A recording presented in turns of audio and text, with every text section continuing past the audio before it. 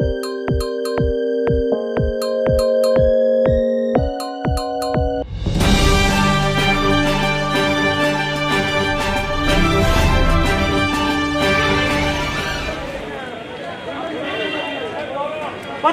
एकता जिंदाबाद जिंदाबाद, तहसीलदार मुर्दाबाद मुर्दाबाद मुर्दाबाद।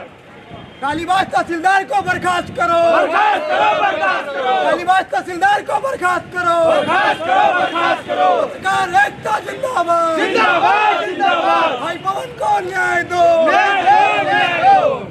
जिंदाबाद।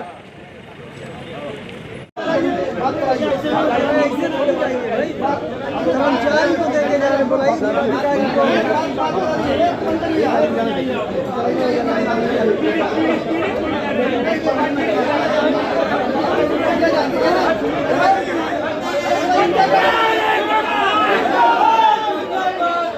तहसीलदार मुर्दाबाद जिंदाबाद मुर्दाबाद, एकता जिंदाबाद जिंदाबाद, तहसीलदार मुर्दाबाद मुर्दाबाद मुर्दाबाद,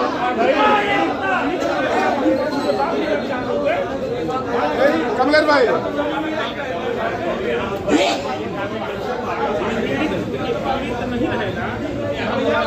आज आपके साथ जो घटना घटी है उसका आज जो है 6वां दिन है, लेकिन कुछ न्याय मिलता नजर नहीं आ रहा है। सिर्फ उनको जो वेटिंग लिस्ट में डाल दिया गया है। आज आप लोग यहाँ हैं, क्या है प्रकरण? प्रकरण ये है कि यहाँ पे जो पत्रकार बंधु हैं, सभी संगठन, चाहे प्रेस क्लब हो, गोजय हो, ग्रापय हो, पीपीए हो, पत्रकारिता समन्वय समिति हो, या जितने संगठन हैं, सभी पत्रकारों के संगठन ने आज दमखम दिखाया है और बताया है कि पत्रकार कमज़ोर नहीं है। अगर हम आपको ऊपर ले जा सकते हैं तो आपको गिरा भी सकते हैं। पत्रकारों ने एक जोश में बोला है कि जब पत्रकारों की इज्जत नहीं हो पा रही है तो यहाँ आम जनमानस कहाँ वो एक तरह से सुखी से रह पाएगा। आज जो है जिलाधिकारी महोदय के वहाँ ज्ञापन दिया गया है। जो गालीबाज तहसीलदार को जिस प्रकार प्रतिक्षारत जो है कार्रवाई की गई है, इससे पत्रकार जगत काफ़ी आहत है। सभी पत्रकार, मैं ही नहीं, सभी पत्रकार अपील करते हैं, निवेदन करते हैं उन वरिष्ठ जिम्मेदारों से कि उनके खिलाफ एफआईआर दर्ज कर निलंबन करते हुए कार्रवाई करने का कष्ट करें। और मैं सभी पत्रकार बंधुओं से अपील करता हूं कि इस लड़ाई में सब लोग साथ हों ताकि अपने हक की लड़ाई हम लोग लड़ी जा सके, क्योंकि आज हम लोग मजबूत होंगे तो आने वाली पीढ़ियां भी कहेंगी कि हाँ कुछ पत्रकार थे जो कुछ बना के गए थे। जैसे जिस प्रकार अधिवक्ता बंधु हैं जो किसी मामले में एकजुटता दिखाते हैं, आज जूनियर भी अधिवक्ता अगर आता है तो उसका भी सम्मान किया जाता है, उसी प्रकार हम लोग जो है एकजुट हों, मेरा यही निवेदन है। ये जो इतना दिन से प्रतीक्षा आपसे कराया जा रहा है, तो क्या कारण है, किस अड़चन क्या वजह से अभी तक प्रतीक्षा सूची में ही डाल करके और मामले को लटकाया जा रहा है? अब तो ये अंतर के अधिकारी ही बता पाएंगे इसमें क्या है क्या नहीं है, क्या कौन किसे बचा रहा है, ये तो मैं नहीं बता पाऊंगा। लेकिन अंतर के जो लोग हैं बखूबी समझ रहे होंगे कि किसको क्या करना है। अगर अभी तक जो है जिस प्रकार आप ऑडियो में देख रहे हैं, जो वायरल ऑडियो है, जिस प्रकार मैं महोदय का जिक्र करता हूँ, जैसे एक जो पत्रकार का जो रूल होता है, जिस पत्रकार की पूछने की शैली होती है, उस शैली से मैं हमेशा जो है उस पर आ रहता हूँ, लेकिन वो अंधाधुंध तरीके से गालियाँ बरसाते रहते हैं। लेकिन मुझे समझ नहीं आ रहा कि जब प्रूफ है, साक्ष्य है, सब कुछ है, तो आखिर जांच किस बात की चल रही है? अगर जांच भी चल रही है तो जांच में इतना देरी क्यों? यही सवाल खड़ा होता है। एसएसपी के अभी आप लोग ने ज्ञापन दिया था, आपको जो है उन्होंने धमकी भी दी थी कि अगर तहसील में दिखेंगे तो कुछ भी अनहोनी हो सकती है जी। तो एसएसपी साहब ने कुछ उस पर संज्ञान लेके कुछ कार्रवाई की क्या? वरिष्ठ पुलिस अधीक्षक महोदय गोरखपुर को जो ज्ञापन दिया गया था उसमें ये बताया गया था कि हमारा और मेरे परिवार, यानी मैं और मेरा परिवार काफ़ी इस कृत्य से काफ़ी भयभीत है, डरा हुआ है, सहमा हुआ है। कभी भी हमारे ऊपर घटित घटना ये लोग करवा सकते हैं। इसको लेकर वरिष्ठ पुलिस अधीक्षक को ज्ञापन दिया गया, लेकिन उन्होंने वरिष्ठ पुलिस अधीक्षक ने कहा भी है कि आप एक पेन ड्राइव में उस मामले को जो है दे दीजिए ताकि मैं उस चीज़ों को अच्छे तरीके से चेक करवाऊँगा, जाँच करवा के जो कार्रवाई करना हो करूँगा। लेकिन ऊपर के जो अफसर हैं उनसे एक बार मिलिए। आज यहाँ पर आप लोग आए हैं, क्या मामला है?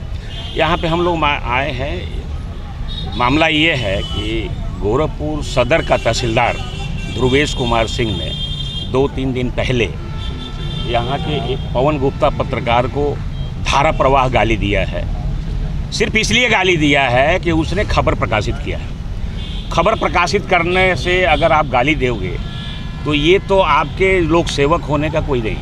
आप खबर प्रकाशित होता है तो शासन प्रशासन का ये काम है कि उस खबर पे आप अपना जानकारी प्राप्त करें, उसके बारे में आप ये जानें कि खबर किस लिए प्रकाशित की गई है, उस पर कार्रवाई होनी चाहिए।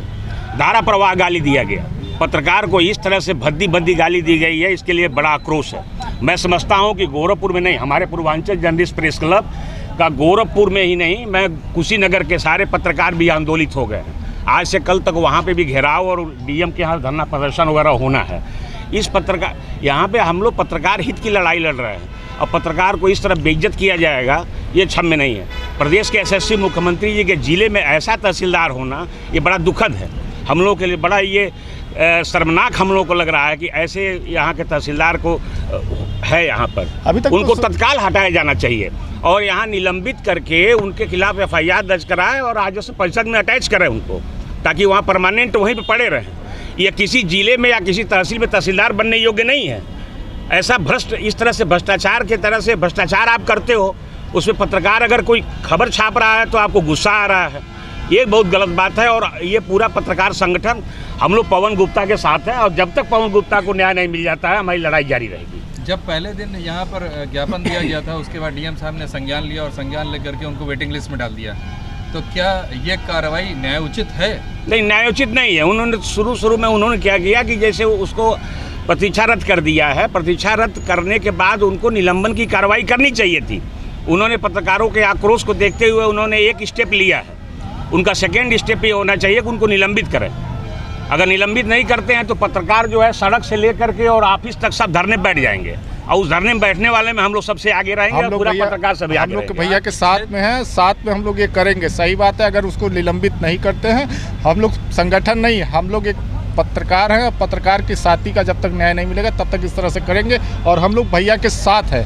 क्योंकि आज छठा दिन है, अभी तक कोई कार्रवाई होती हुई नजर नहीं आ रही है। आज भी कार्यालय के अंदर कोई अधिकारी मौजूद नहीं है डीएम कार्यालय के यहाँ, तो अब लाइन ऑफ एक्शन क्या होगा आगे का? लाइन ऑफ एक्शन ये होगा कि हम एक बार और डीएम साहब से मिलेंगे।